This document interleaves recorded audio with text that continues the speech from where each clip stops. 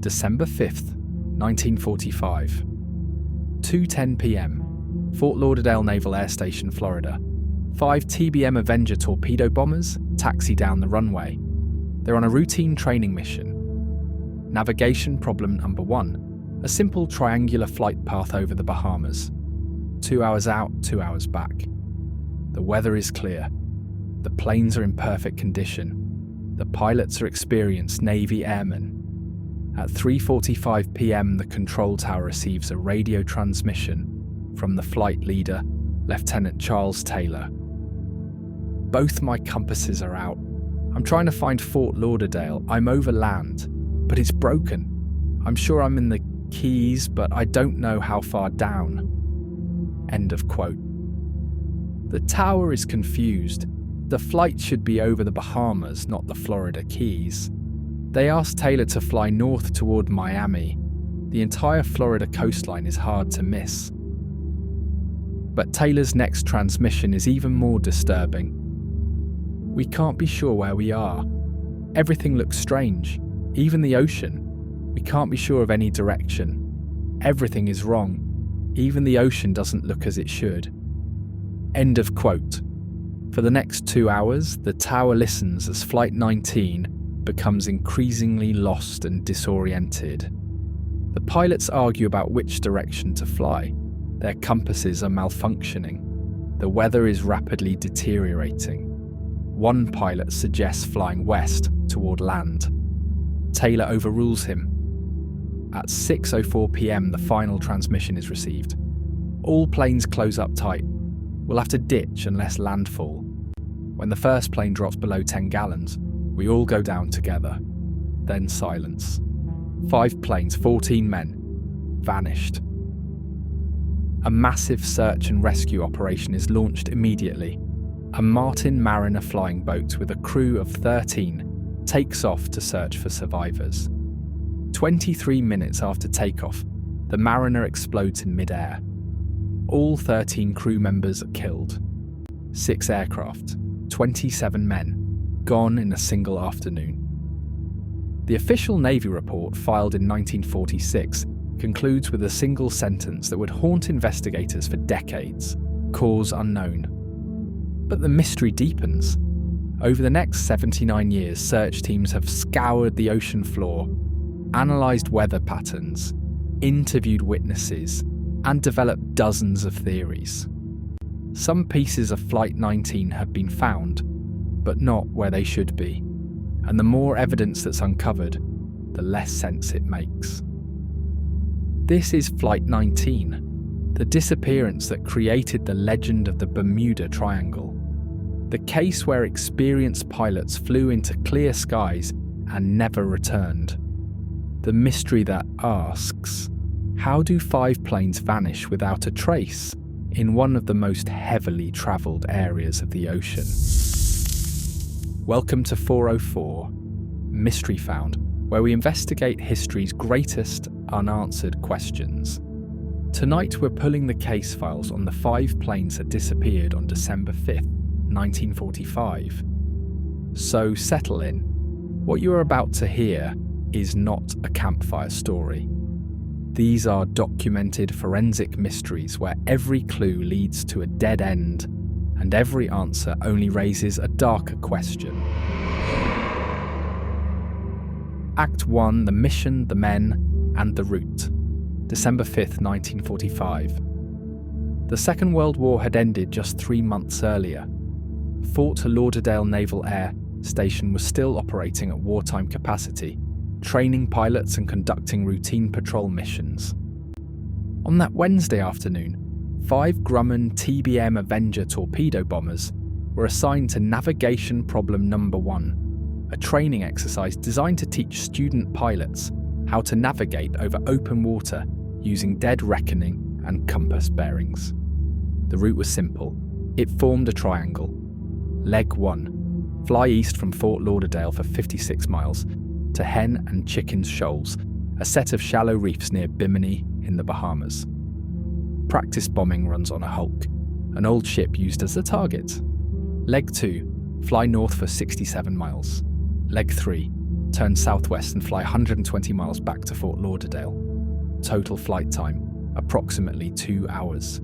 Total distance, 243 miles.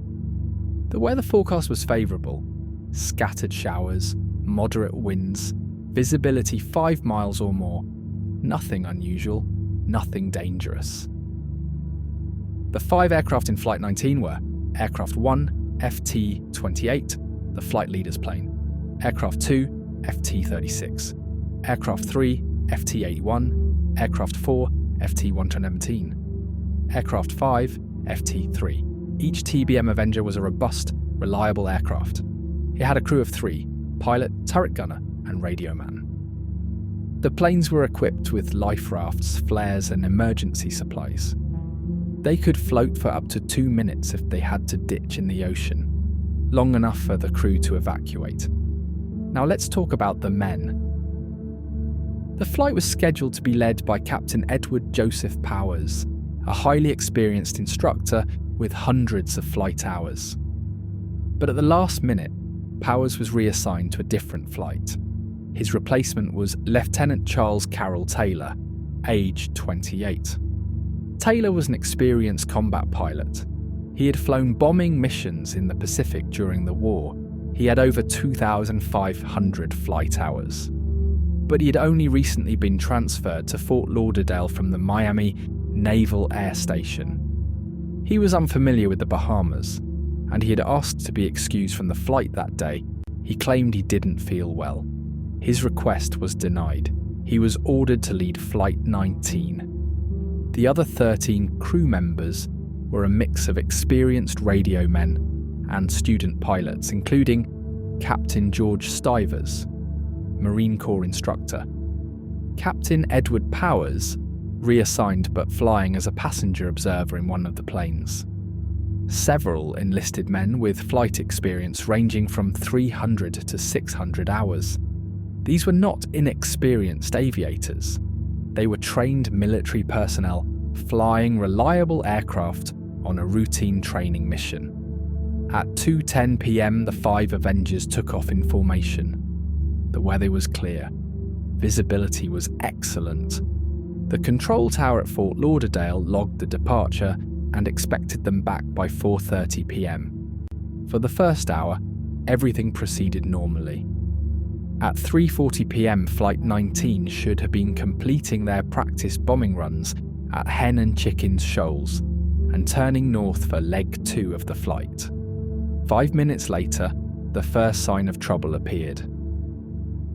Act 2, everything is wrong, even the ocean. 3:45 p.m, Senior Flight Instructor Lieutenant Robert Cox is flying a separate training mission near Fort Lauderdale.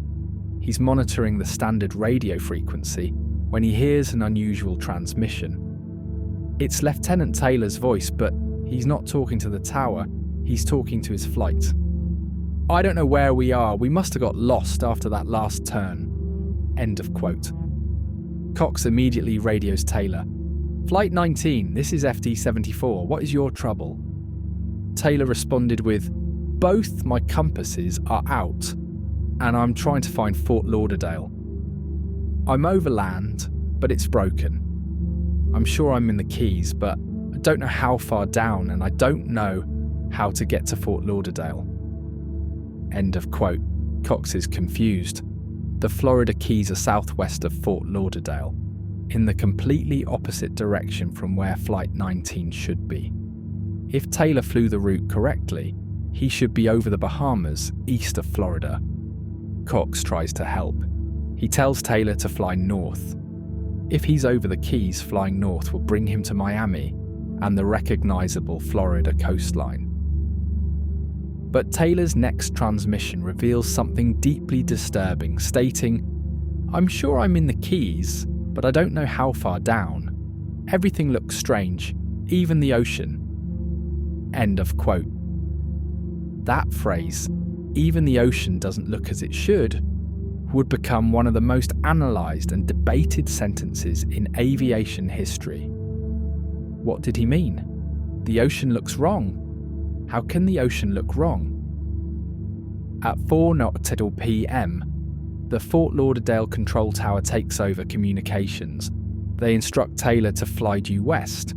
Even if he's lost, flying west will eventually bring him to the Florida mainland. It's impossible to miss. But Taylor doesn't follow the instruction. Over the next hour, the radio transmissions become increasingly chaotic. Let me take you through them chronologically, because they paint a picture of growing confusion and fear. 4:15 p.m. One of the student pilots in Flight 19 breaks radio protocol and transmits, "If we would just fly west, we would get home." Taylor immediately overrides him. "We've already been flying west. We'd be over Florida by now if that was right." But the tower has been monitoring their position through radio triangulation. Flight 19 is not flying west. They're flying northeast, deeper into the Atlantic Ocean. 4:30 p.m. Taylor changes radio frequencies to a secondary channel, apparently trying to contact another base. This makes communication with Fort Lauderdale difficult and intermittent. 4:45 p.m. Another transmission from Taylor. "We can't be sure where we are. Everything is wrong. We can't be sure of any direction. Even the ocean doesn't look as it should." End of quote. The weather is now deteriorating. Visibility is dropping. The scattered showers forecast earlier are developing into heavy squalls. 5:15 p.m. Captain Edward Powers, who is flying as a passenger in one of the planes, takes over the radio from his pilot and transmits directly to Taylor. "I don't know where we are. I think we're about 225 miles northeast of base." End of quote. If Powers is correct, Flight 19 has somehow flown completely in the wrong direction, away from Florida, away from the Bahamas, deep into the open Atlantic. 5:40 p.m. Taylor's transmissions become more fragmented. The radio signal is fading. Other pilots in Flight 19 are trying to take control, suggesting they turn west immediately before they run out of fuel. Taylor refuses. He's convinced that if they fly west, they'll end up in the Gulf of Mexico, not the Atlantic. He orders the flight to continue heading northeast, presumably believing they're south of Florida, not east of it. 6:04 p.m. The final clear transmission from Flight 19. "All planes close up tight. We'll have to ditch unless landfall. When the first plane drops below 10 gallons, we all go down together." End of quote. Then the signal fades. The tower tries desperately to re-establish contact. They transmit again and again. "Flight 19, this is Fort Lauderdale, do you read?" Silence. At 6:20 p.m, a faint, unidentified voice is heard on the radio frequency. FT... That's the last anyone ever hears from Flight 19. Act 3. The Search and the Second Disaster. By 6:30 p.m, the sun is setting. Flight 19 has been in the air for over 4 hours, beyond their maximum fuel capacity. Even if they're still flying, they'll be ditching in the ocean within minutes. The Navy launches an immediate search and rescue operation. It's one of the largest in history. Over 300 aircraft and dozens of ships are deployed to search a massive area of the Atlantic Ocean and the Bahamas. At 7:27 p.m, a Martin TBM Mariner flying boat, tail number Training 49, takes off from Banana River Naval Air Station, now Patrick Air Force Base, to join the search. The Mariner is a large, sturdy seaplane designed for long-range ocean patrols. It has a crew of 13 men. The Mariner's flight plan is to search the area northeast of the Bahamas, where Flight 19 is believed to have gone down. At 7:50 p.m, just 23 minutes after takeoff, the crew of the SS Gainesville, a merchant ship sailing off the coast of Florida, sees a massive explosion in the sky. A bright orange fireball, burning debris falling into the ocean. The ship's captain changes course and heads toward the location. When they arrive, they find an oil slick and floating wreckage. But the debris field is small, most of the aircraft has sunk. The Navy confirms that the explosion corresponds to the exact time and location where the mariner should have been flying. Training 49 has exploded in mid-air. All 13 crew members are dead. The official investigation later concludes that the mariner suffered a catastrophic fuel vapor explosion, a known flaw in the TBM Mariner design. The planes had a reputation for being flying gas tanks because of poor fuel ventilation. A single spark could ignite fuel vapors and cause an explosion.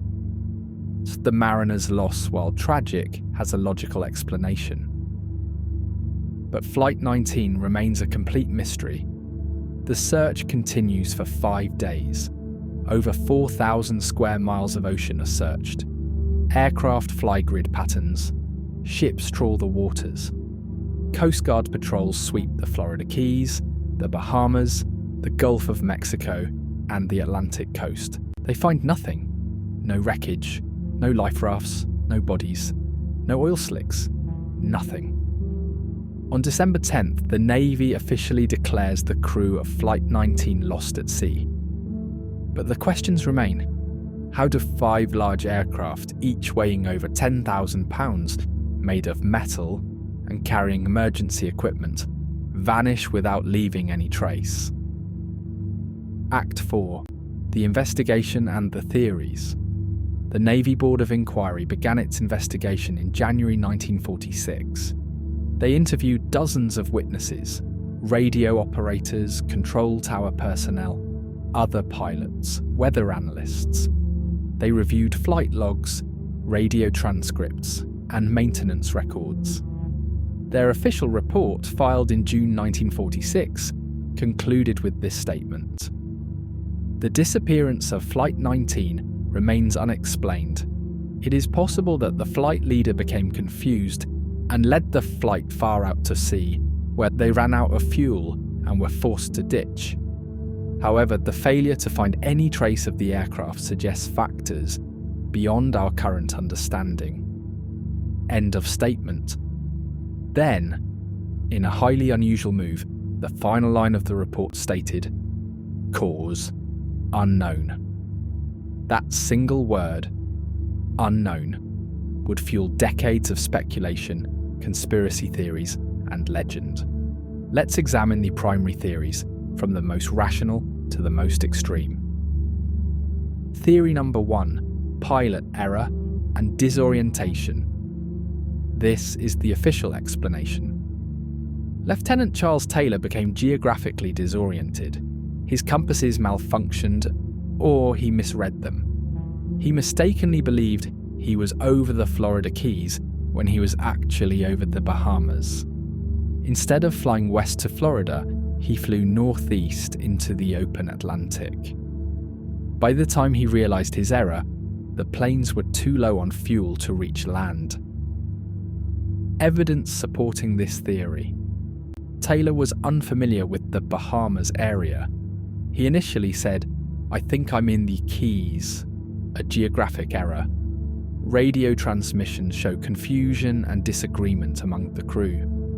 Flying northeast from the Bahamas would take them deep into the Atlantic. Problems with this theory. Taylor was an experienced combat pilot with 2,500 flight hours. Multiple pilots in the flight had working compasses. Why did none of them override Taylor? Even if disoriented, flying any direction would eventually bring them to land.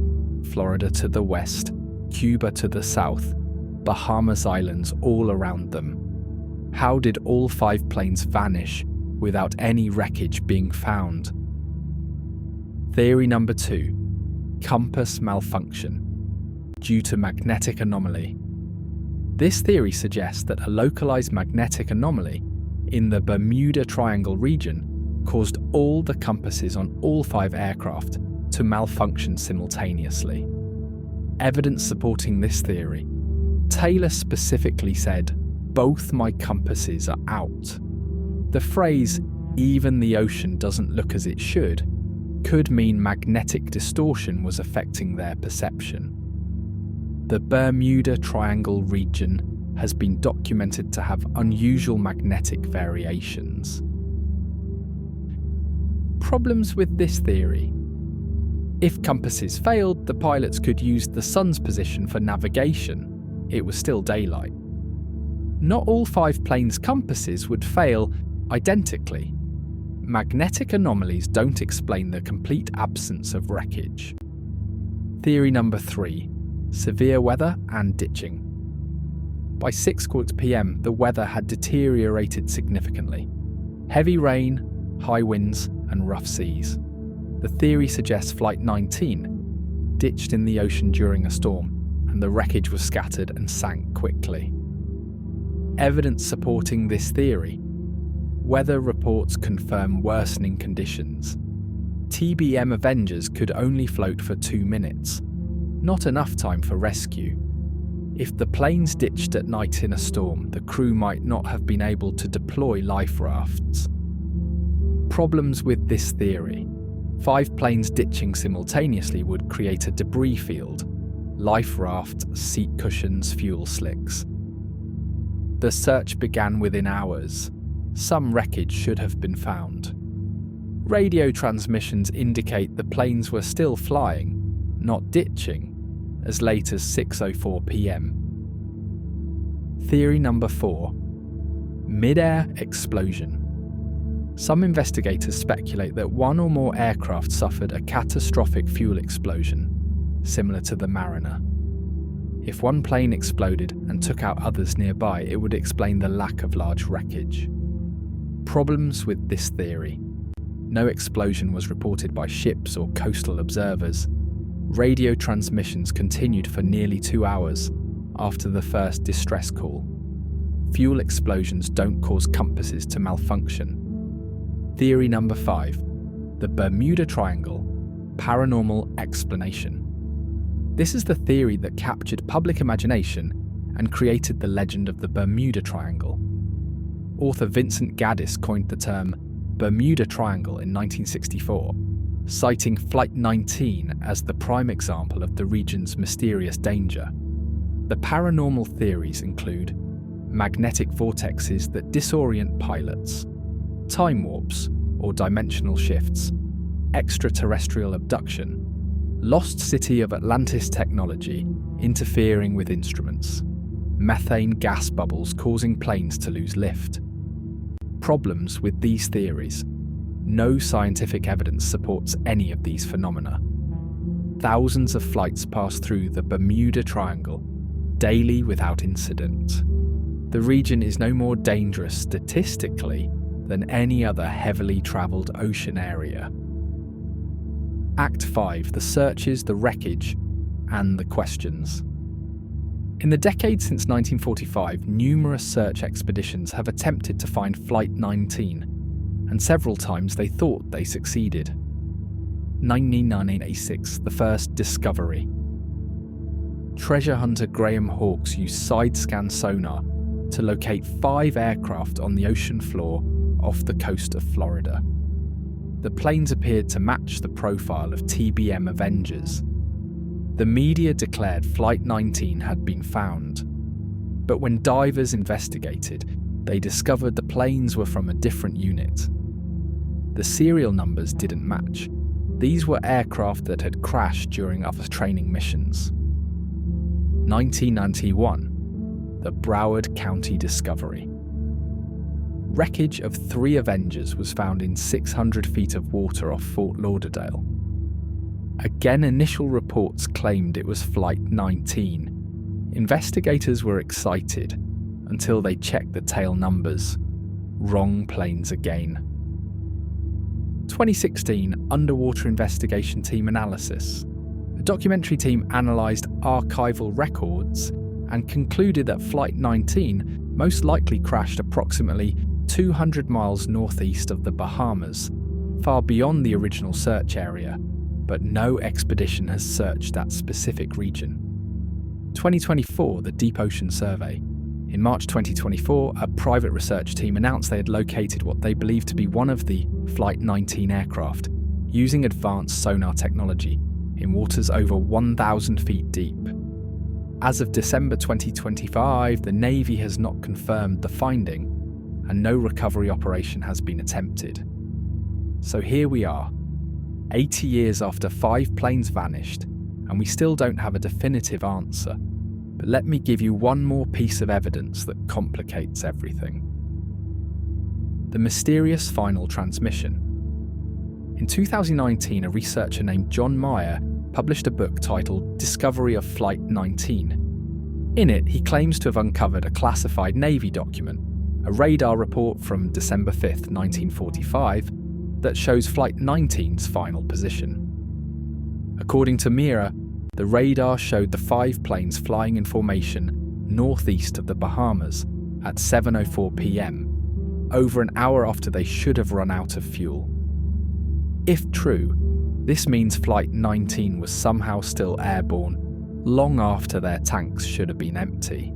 It means the final ditching transmission at 6:04 p.m. was either premature or inaccurate. And it means the search area was wrong from the very beginning.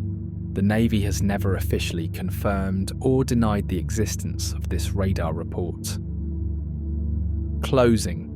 The mystery that created a legend. Flight 19 is unique in aviation history. Not because planes have never disappeared, they have. Not because navigation errors have never happened, they have. But because every rational explanation leaves unanswered questions. If it was pilot error, why did experienced aviators fail to correct course for over 2 hours? If it was compass failure, why did all compasses on all 5 planes fail simultaneously? If they ditched in the ocean, why was no wreckage ever found? And why did Lieutenant Charles Taylor say, "Even the ocean doesn't look as it should"? A phrase that suggests something more than simple disorientation. The disappearance of Flight 19 created the legend of the Bermuda Triangle. It inspired books, documentaries, and decades of speculation. It became a cultural phenomenon, a symbol of the ocean's mysteries and the limits of human understanding. But strip away the paranormal theories, the alien abductions, the magnetic vortexes. What you're left with is this. On a clear December afternoon in 1945, 5 military aircraft flew into the sky over Florida. 14 men were on board, pilots, radio men, instructors. They were trained. Their planes were maintained. Their route was simple. And then somewhere over the Atlantic, something went wrong. Something that left them confused, disoriented, and, if Taylor's words are taken literally, in a place where even the ocean looked wrong, they never came home. Somewhere deep in the Atlantic, 5 Avengers rest on the ocean floor. The metal is corroded, the instruments are silent, the cockpits are empty, but the question remains. Not just where they are, but why they vanished. And until someone finds them, until the wreckage is raised and the black box is recovered, and the final moments reconstructed, Flight 19 will remain what it has always been. A mystery without an answer. A disappearance without an explanation. A legend born from 5 planes, 14 men, and the vast, unforgiving ocean that swallowed them whole. You've been listening to 404 Mystery Found. Subscribe so you don't miss our next case. Thanks for tuning in. Until next time.